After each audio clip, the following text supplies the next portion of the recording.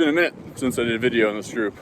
I would do a live one, but Zuckerberg decided to ban me for 30 days from doing live videos for some community standard bullshit, whatever. But I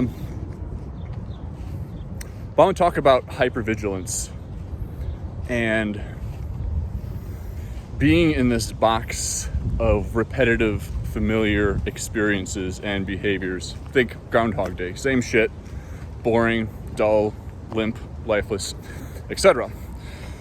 And why this is actually created from past experiences and past patterns.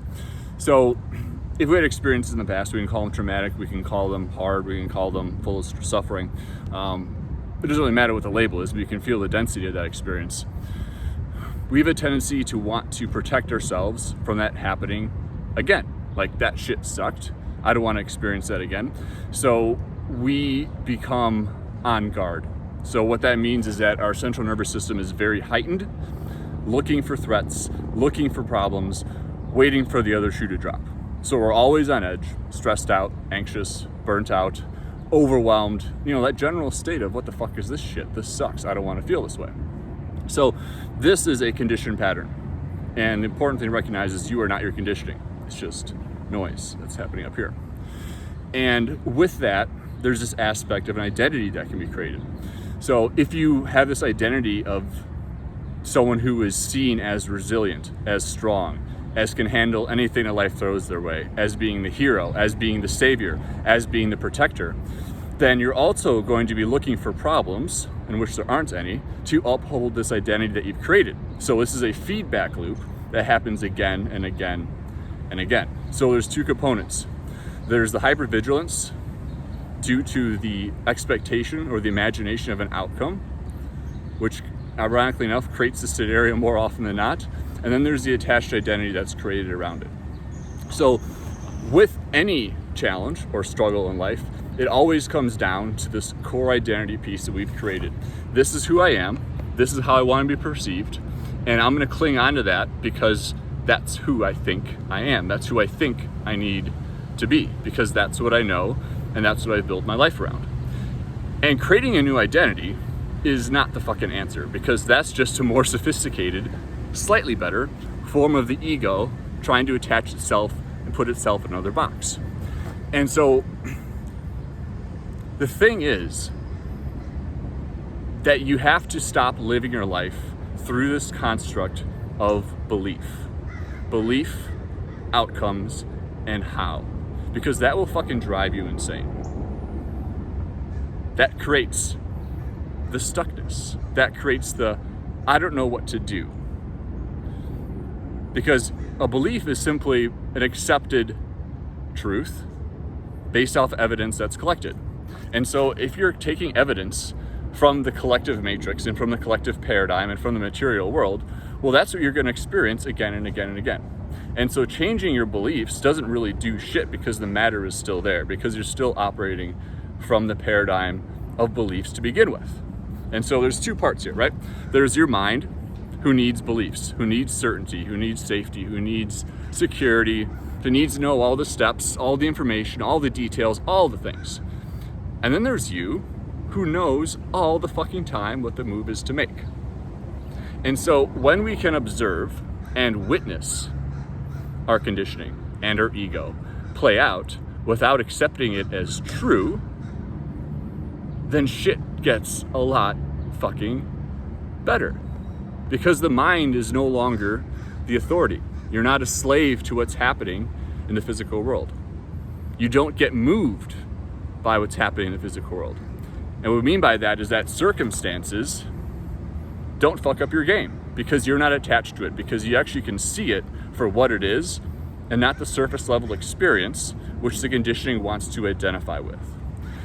And so when we go through this process of dissolving the identity to be who you actually are, and then we can step out of the state of hypervigilance, because you no longer need to protect yourself from chaos, from failure, perceived failure, from disaster, you're fucking free, because there's nothing that you have to guard yourself from. There's nothing you have to protect yourself from happening, because nothing is ever done to you. Every experience that we have is self-created.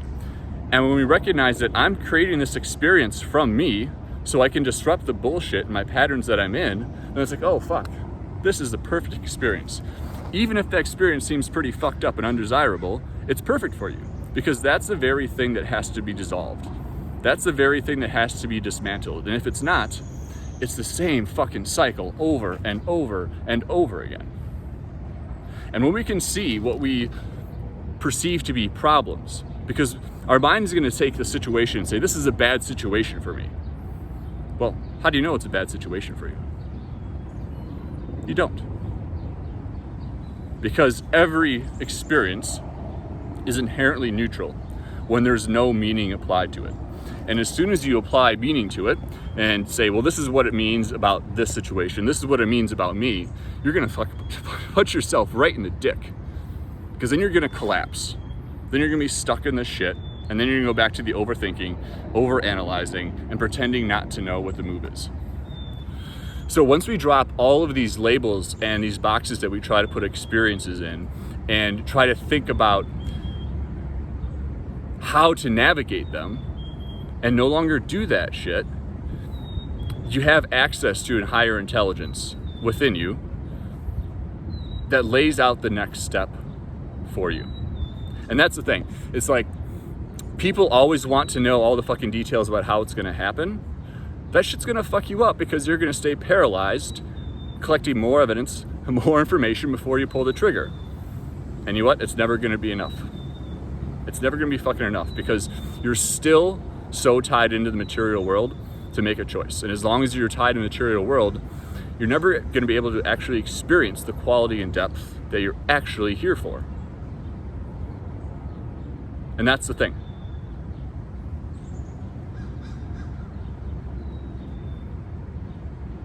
It's moving beyond this entire need to have certainty. And the certainty is always coming from the hypervigilance and trying to protect ourselves from the bad shit from happening again. But it's never bad. Just like when you do psychedelics and you have a trip, you never have a bad trip, because there's always something that's there for you. And as soon as we move beyond this very basic identification system of how we perceive the world to be, things get a lot fucking lighter.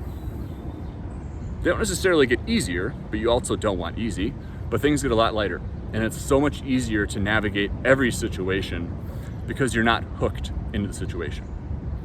They no longer become so dense. It's like, fascinating, cool, this is the move to make. Without all of this fucking mental masturbation, without all of this fucking pondering and back and forth and back and forth. Because it doesn't need to happen.